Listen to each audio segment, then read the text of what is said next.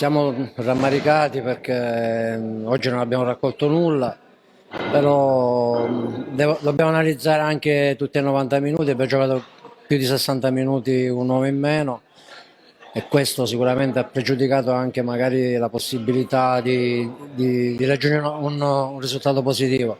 Però oggi penso che saremmo dovuti uscire tra gli applausi perché abbiamo fatto un secondo tempo ottimo, direi, abbiamo concluso più noi rispetto a loro, a parte il rigore, per un'ingenuità nostra, perché poi in fin dei conti nemmeno è stata un'occasione creata per loro meriti, ma un'ingenuità che però ci può stare. Il loro attaccante stava andando verso la bandierina o verso fuori, quindi lì non esiste andare scivolata, bastava accompagnarlo e finiva lì. Magari il gol lo potevamo prendere in altri modi, ma sicuramente non in questo modo. Però dico, gli errori si fanno, li facciamo tutti, quindi oggi martedì analizzeremo la partita, gli errori fatti naturalmente, anche ciò che di buono è stato fatto, che credo che ci sia stato.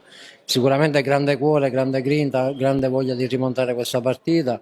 Sapevamo comunque che il Misilmere diciamo che è una delle squadre più attrezzate in questo campionato, quindi veramente c'è rammarico per non aver raccolto nemmeno un punto oggi. Siamo rimasti in 10 col Casteldaccio, abbiamo vinto la partita, oggi siamo rimasti in 10 e togliendo quell'episodio che ripeto è stato un errore che comunque è evitabile, per il resto penso che non abbiamo demeritato, anzi forse abbiamo avuto più occasioni. Don Fratello ha avuto due palle nette per fare gol, molto nitide, in una è stato bravo il portiere, si poteva fare di più. È stato un peccato, credo che se avessimo pareggiato non avremmo sicuramente rubato nulla oggi.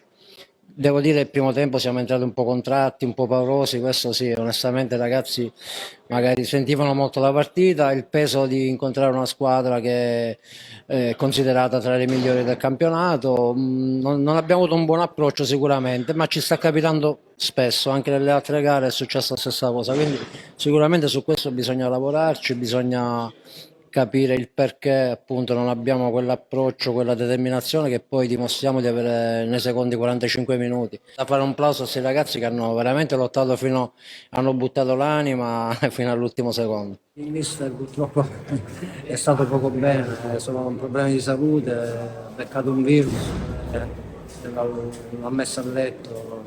Adesso notizie che abbiamo che c'ha, credo la febbre, comunque questo virus lo ha debilitato, non poteva essere presente. Ha provato l'ultimo a cercare di venire, però poi alla fine ha buttato per rimanere a casa, non ce la faceva assolutamente. A Capitan Genese lo dovremo valutare con un esame la prossima settimana, ma credo che sta meglio, sta lavorando a parte, credo che potrebbe anche essere presente per la prossima gara. Naturalmente aspettiamo anche l'esame diagnostico che dia la certezza del recupero completo.